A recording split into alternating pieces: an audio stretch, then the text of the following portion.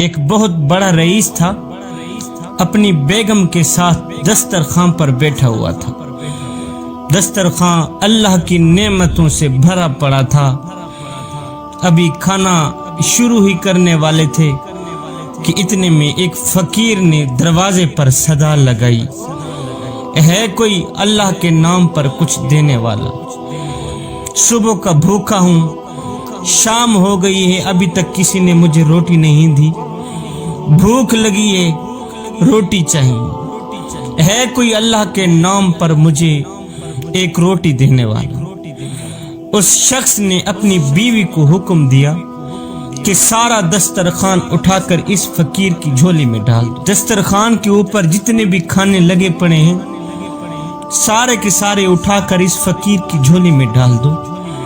عورت نے حکم کی تعمیل کی، سارا کا سارا دسترخوان اٹھا کر جس وقت اس نے اس فقیر کا چہرہ دیکھا، جس وقت عورت نے اس فقیر کا چہرہ دیکھا تو دھاڑے مار کر رونے لگی، تڑپنے لگی، رونے لگی۔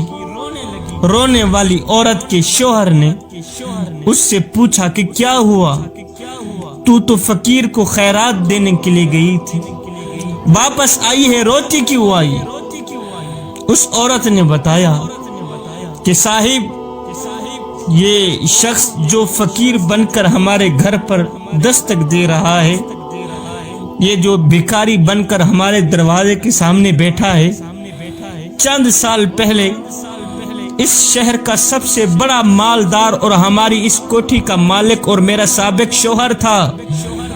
یہ بہت بڑا رئیس تھا، امیر تھا، مالدار تھا، وقت کا بادشاہ تھا، اس کے نوکر تھے، ملازم تھے۔ چند سال پہلے کی بات ہے کہ ہم دونوں دسترخوان پر ایسے ہی بیٹھے تھے جس طرح آج ہم دونوں بیٹھے ہیں، کھانا کھا رہے تھے، ایسے ہی دسترخوان نعمتوں سے بھرا پڑا تھا جیسا کہ آج ہمارے سامنے بھرا پڑا ہے۔ ہم کھانے ہی والے تھے کہ ایک فقیر نے صدا لگائی، جس طرح آج اس بھکاری نے ہمارے دروازے پر صدا لگائی ہے۔ اس نے صدا لگائی، ہے کوئی اللہ کے نام پر کچھ دینے والا؟ میں 2 دن سے بھوکا ہوں، اللہ کے نام پر کھانا دے دو مجھے، دعا کر کے چلا جاؤں گا۔ میرا شوہر دسترخوان سے اٹھا، اس فقیر کی اس قدر پٹائی کی، اس کو بے عزت کر کے اسے لو لہان کر دیا، ذلیل کر کے اس کو مار پیٹ کر بھگا دیا۔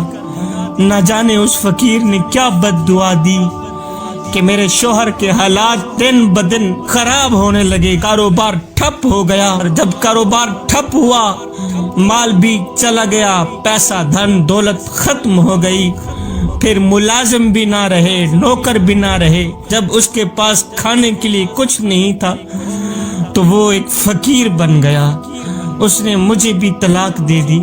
چند سال گزرنے کے بعد میں آپ کی زوجیت میں آئی، میں آپ کی بیوی بنی۔